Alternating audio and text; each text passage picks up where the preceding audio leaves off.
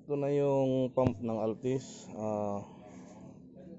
Pinol out ko dahil titistingin ko yung pressure nito. Yung startability problem, sinisigurado ko lang yung trabaho na gagawin ko na hindi nga ako masyadong magbigay ng malaking gasto sa may-ari. So lahat chinek ko na, yung fuse, pressure sensor, yung alternator na lang ang hindi ko pa na-check. Maring nandoon ang problema nun. Kinakat niya yung ignition system ng Corolla kaya namamatay. So ang fuel nito, ito tinitesting ko naman na siya. Ayan ang fuel gauge ko. So diyan ko lang muna siya nilagay dahil wala akong tamang pang-testing pa sa ngayon. So papakita ko lang yung pressure na ginagawa nitong pump na to kasi nasa tama naman. So wait lang at gagawin ko ng paraan muna tong gagawin ko na to. So nagtemporary muna ako ng fuel dito at gusto kong ma-actual yung pressure nito.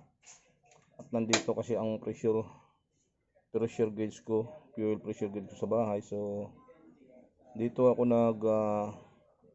provide kung paano ko siya i-testingin. Andyan yung fuel gauge ko. So ito ikakabit ko na muna, paandarin ko yung motor. Titingnan ko yung pressure niyan is 0. Ayan. So papaandarin ko na yung motor. Ayan, umaandar naman yung motor. Tuloy-tuloy naman umaandar. So ayan yung pressure niya. Almost 50 psi. So pinapatagal ko siya para makita ko kung tuloy-tuloy nga umaandar tong pump na to. So tama naman yung pressure na binibigay ng pump. Ayan naman siya, 50 psi, almost 50 psi. Yan ang kailangan na pressure doon para doon sa ano na yun. So walang problema sa fuel system to kasi unang encounter ko tong problema na to. Ito yung problema ng start ability malfunction. Tapos unang tinuro yung 4 na ignition coil pack. So yung ignition coil pack na yun, wala doon ang problema. Lumilitaw doon sa panel gauge niya yung battery sign at saka yung oil indicator niya, lumalabas yun. So chinek ko yung langis, kulang nga sa langis.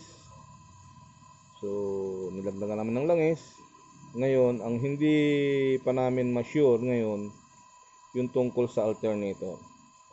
Ang ginawa ko sa alternator, pinull out ko siya, tinisting ko sa labas.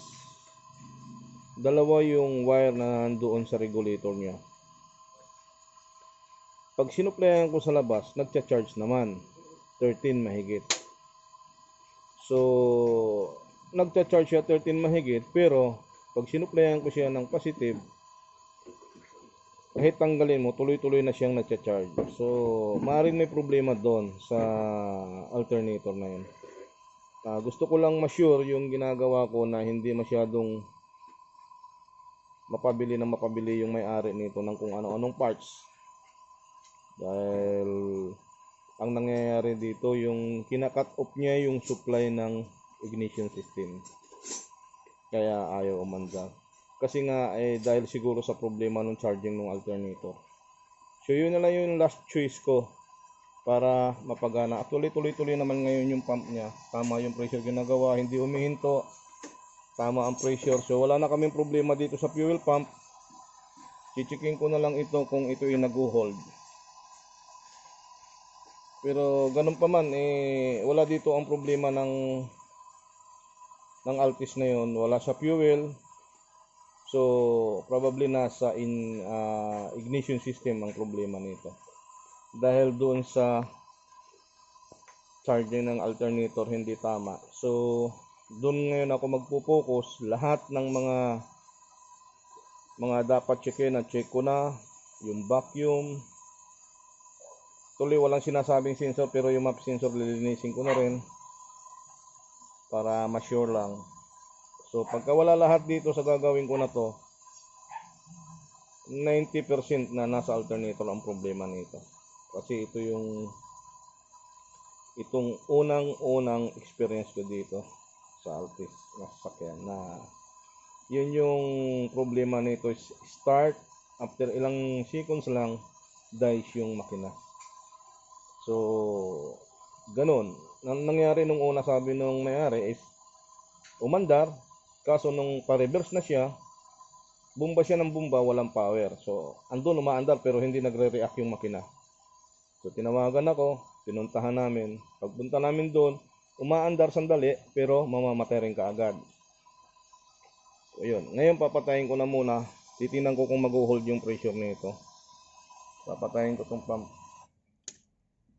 So wala sa pump ang problema. Ayan yung pressure gauge niya. Kailangan hindi bababa kaagad yan dahil mawawala yung pundong pressure niya. Importante yon para hindi mag-hard starting ang sasakyan na to. Pagka fuel injected at bumaba kaagad ito, yung gauge na yan, so walang pundo na pressure doon sa manifold niya.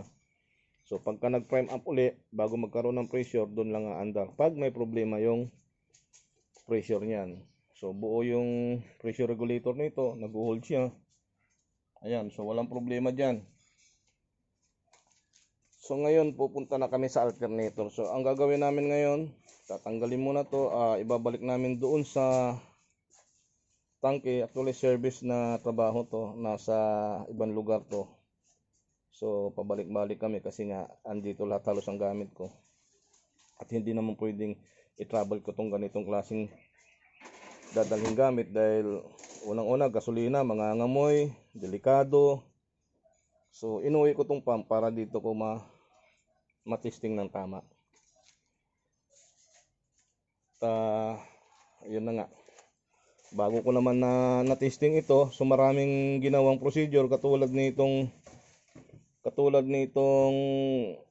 connector na to ng mga pipe ng pressure hose nito. Naghahanap pa ako kung paano ko siya magagawa ng paraan dahil yung pressure gauge ko iba yung fittings na mayroon ako pang old school, samantalang ito yung mga modelo na ngayon.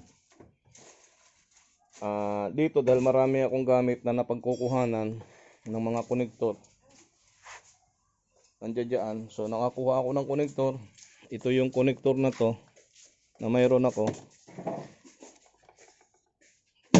Ito yung connector na mayroon ako, so para lang maipasok ko doon para ma-mount ko lang siya